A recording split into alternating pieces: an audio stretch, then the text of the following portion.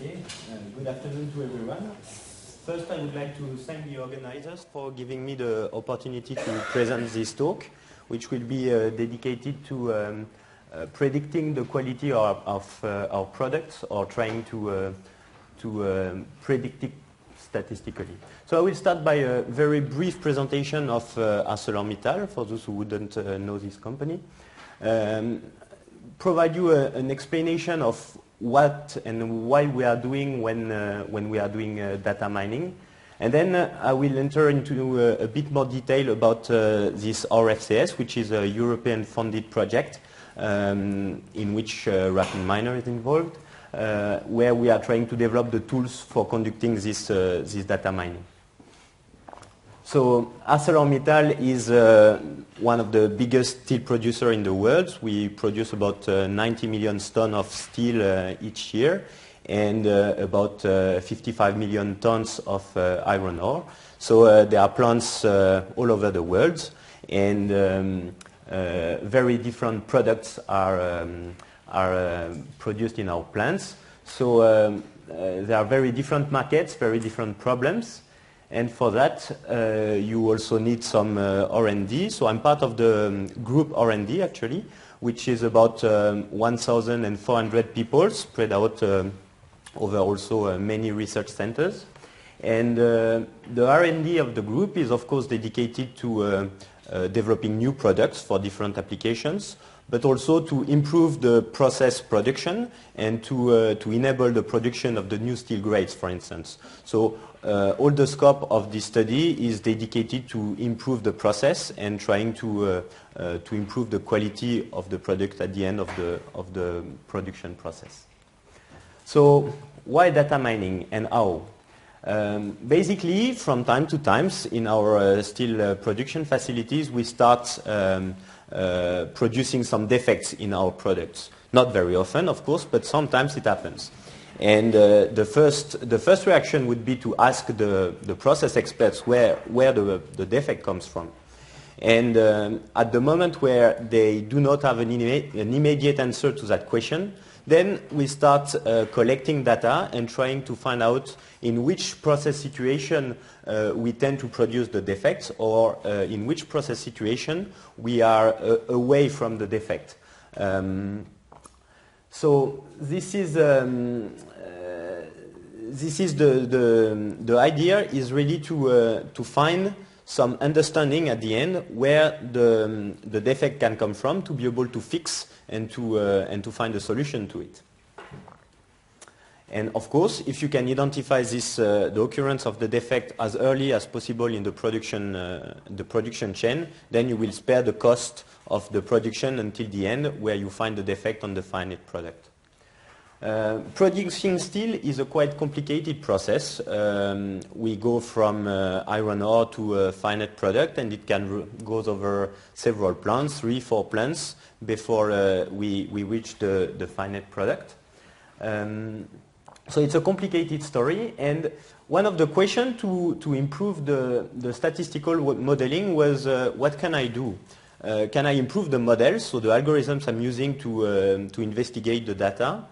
But at some points, we are still having some sophisticated algorithms, and the performance are reaching a kind of limit. So the idea of this project was more to integrate new data, new information, to be able to extract better features from the data and improve the statistical modeling. So of course this leads to theoretical complexity, volume of data, but we expect still to have a significant improvements in the statistical modeling. Just as an example, if we basically take process rules, like engineers from the process designing rules trying to prevent defects, you can reach models which are close to random. But if you apply, I would say, robust statistical modeling technique, then you improve significantly the performance of the models. And we still expect that integrating more data will lead to additional improvement. So what's the problem we are trying to solve? We are producing this kind of objects, so typically coils, which are about 20 tons. At the beginning of the process, they can be 20 meters long, and they are rolled so that at the end they would reach maybe more than 1,000 meters. And typically what we are doing is collecting some variables which represent an integrated value over this whole coil, and at the end a quality information. So we would typically have the average temperature the coil have seen, or the average rolling speed, or this kind of information. And what we would like to do in this project is to change that typical data nature to this kind of data, where we would integrate all the profile, all the information that we have seen for each point of this coil at the different process steps. So this is theoretically quite complex to integrate in the data mining tools. But obviously, if you're just taking the average, this is kind of trivial example of why taking the average value is not good enough. It's just to illustrate, but of course, it can be generalized to many kind of indicators. So we know that there is information hidden in these curves, but how to extract it is not a simple operation. So that's why we have set up this RFCS project, which is basically a European funding for coal and steel industry, in which several partners are involved. There are people from the academic world. There is a computer science laboratory in Paris, which is basically handling the theoretical part of the project. There are several steel makers, Arcelor Mittal, of course, plus another steel plant in Italy. And there is a German research center for the steel industry, and there is Rapid Miner, and of course for developing all the I would say the IT facilities to integrate and process the data. And there is another company, Predict, which is developing some knowledge management tool, and I will come back to that situation a bit later because I think it's a really important aspect of the project. So I just try to give you a highlight of the algorithms we have been designing in this project. Because there are many ways of extracting information from time series. Basically, you can first start to handcraft some features, so saying, okay, I have this time series, and I will extract as information every time the value is getting above a specific threshold, or I will design some specific features from any time series. This is a very important aspect, because in this manual design of features, you can integrate all the process knowledge you have. So it's very important to keep this step and to use it as much as possible. But there is also some other information that we try to extract from the time series, and here we will try to focus on finding specific patterns in the time series, which can give some information about the quality of the product. And these two types of features are very complementary. This is just to give you an idea of the algorithms. This is typically a specific pattern. We could call it anomaly, but then it would repeat in all the products which have a bad quality, whereas it doesn't appear in the product with a good quality. So basically what we try to do is to identify those kind of patterns in the signals and try to use them in the final modeling. The basis algorithms is called shapelets extraction, and we had PhD students in Paris working on the topic, trying to refine the shapelet algorithms and to tune it for our application. There were a very important aspect of the algorithms that we wanted to keep is the interpretability of the results. These kind of patterns are really easy to exchange with the process experts. And then we can discuss with them the meaning and the physical interpretation of it. And that was a really important aspect of the algorithms we wanted to design in order to be able to improve the process after the statistical analysis. So the method have been optimized to select meaningful shapelets with a relatively acceptable amount of time, I would say. And the benchmark we made in the project showed that these algorithms would outperform deep learning in many situations. And I would try to give you an insight of why it improved compared to deep learning. So what's the process? How do we select these specific patterns? So that's the point where everyone will start being shocked, because it's just a random selection. So we basically pick randomly patterns, and we consider them as candidates and try to keep the one which works the best. And very strangely, it works really well. And we spent a couple of times to try to understand why it was working, actually. And the reason we figure out is that finally the discriminating patterns we are looking for are required to be repeating themselves quite a lot of times in the data set, because otherwise they wouldn't be discriminative. So finally, if you look at the probability to extract them randomly, it's still relatively high because they should be there quite a high number of times. And then it scales relatively well with the size of the database, and you end up with relatively meaningful features. So this is an example of a use case that we have been investigating. The idea was to understand the scattering of the annealing temperature in dual phase steel grads. In fact, we are not interested at all in the scattering of the temperature, but we are interested in the scattering of the mechanical properties, because this is something we sell to our customers. But the scattering in annealing temperature is a very good indicator for the scattering of mechanical properties. And this is the typical data set that we extracted.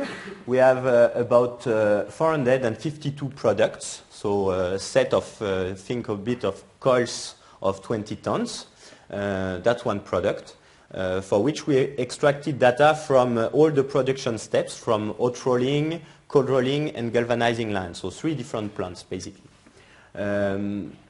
This is quite a lot of data. This is maybe about 1 year of production or something of relatively homogeneous products.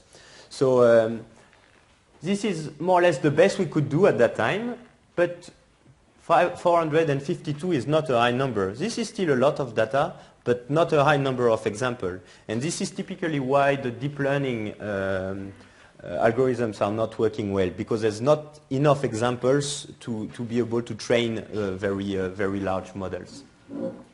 So the output that we had was trying to predict the scattering of the temperature.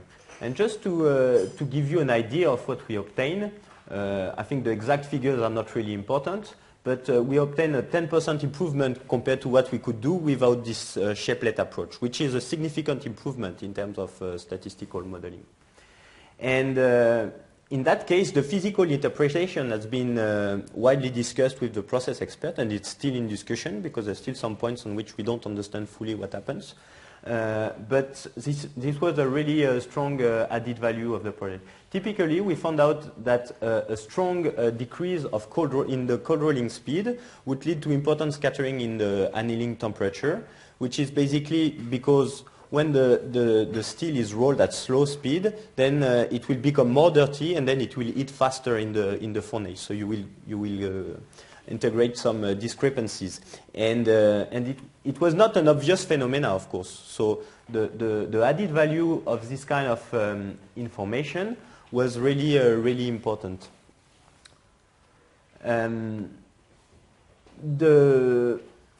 The target of the project was really to build an industrial platform. So what we did is, there were some work that has been done to design a specific data model to be able to integrate a relatively large range of use cases coming from the steel industry. There was the use of RapidMiner to be able to design the data mining scripts, and this was an important work because one part of the work was to integrate all the algorithms that was designed, and in particular the shapelet algorithms, which should be integrated in the platform. And the final part is also to have the restitution to the operating people, and for that we decided to use the RapidMiner server to design dashboards and have a complete, I would say, data mining, time series data mining framework that could be used industrially. Knowledge capitalization. It's very good to do data mining and to find solutions of the problem, but we have, I don't know, maybe 20 cold rolling mills or something like this, so, or more than that even, I don't know exactly the number. But the same problems can occur in different facilities. So it has been highlighted previously that it was difficult to make the experts of the process and the statistician speak together. I think it's a very important aspect also to get really to get the best output from the data mining studies, because you should be able to capitalize the output of the data analysis into knowledge of the process, so that in the other situation you can find solutions to the defect crisis more quickly.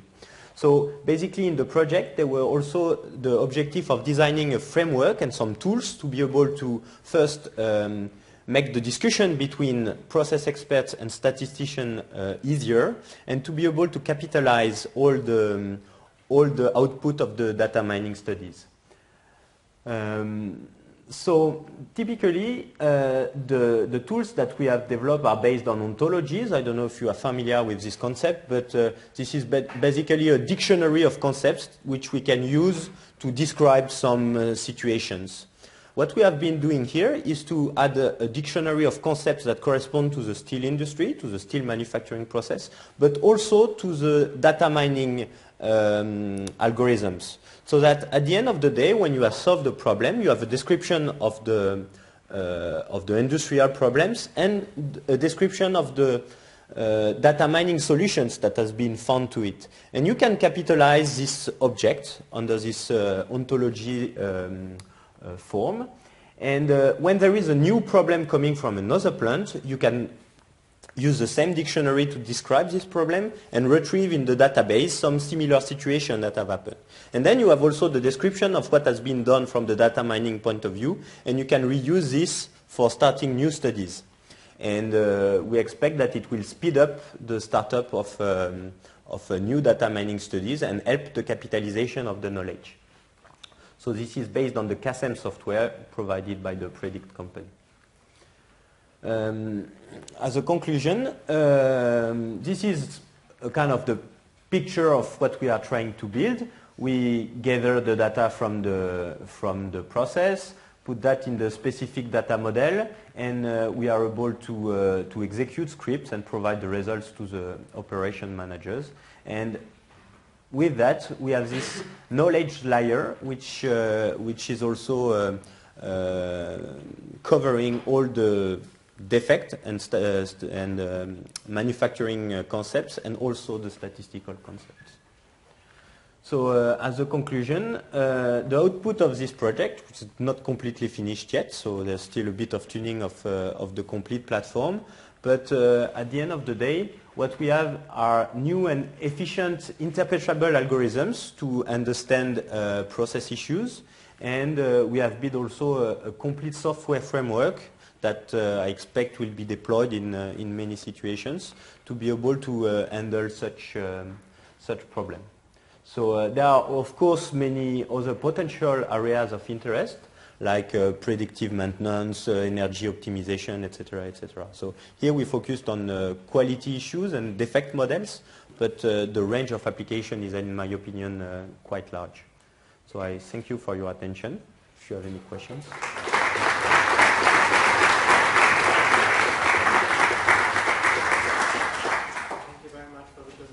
Are there any questions? Very interesting talk again. So you already have your ontology on problems.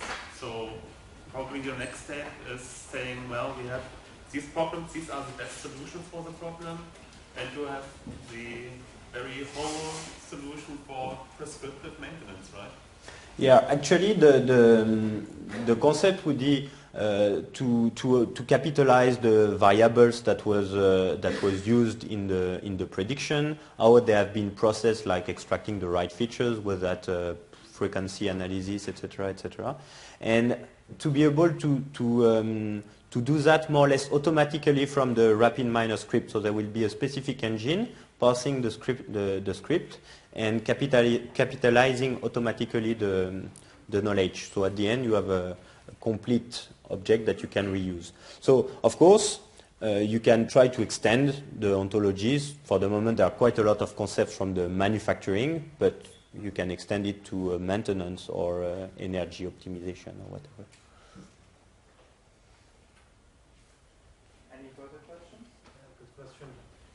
as part of your software design, you've got the MongoDB. Yeah.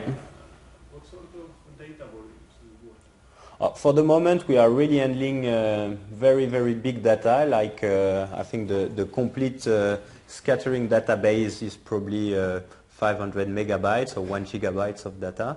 So it's not a very, for this demonstration, these are not very large volume of data. But we have potentially the kind of situation that were presented in the previous talk. If we scale this thing to really having all the continuous sensors coming in. Here we have selected the specific data that was still considered by the process expert as relevant to the problem. So this still limits a bit the situation. But I wonder which methods you use for handling all these time series. As you have seen in my talk, we always are doing a lot on the time series, putting them into intervals and giving them a representation in the way that EMQ does, and so on and so on. And what did you do on these time series? Did you so do statistical methods? yeah, so there were. I'll come back to me.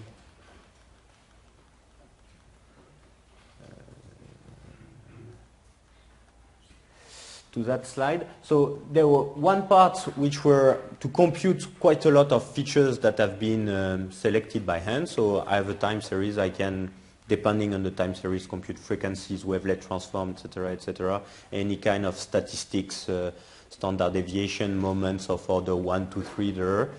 So we end up with kind of global features, quite a lot of them. And we process them also using this kind of shapelet approach. So trying to identify this kind of relevant motif, or if we want to have a more regular examples, we have this kind of motif. And then for each individual, we build a kind of new features which quantify how much this shapelet is present in the data. And then we use this as features for statistical modeling after that. And did you use Robert Meyer for that? Because Yes. there are processes doing that. Yes. So all the first test of this was not done with RapidMiner, but now it's in the process of being integrated, and all the other methods are available in RapidMiner, I think. And did you also use SACs? You know, We tried SACs and quite a lot of other regular time series, because this was handled by a PhD student who made quite a lot of benchmark, not on this data set, but on literature data sets for classical benchmark. So he compared with SACs and other regular time series situation, and it performs quite well. I guess you can also have some data sets on which perform not as good, but the results on this were really interesting.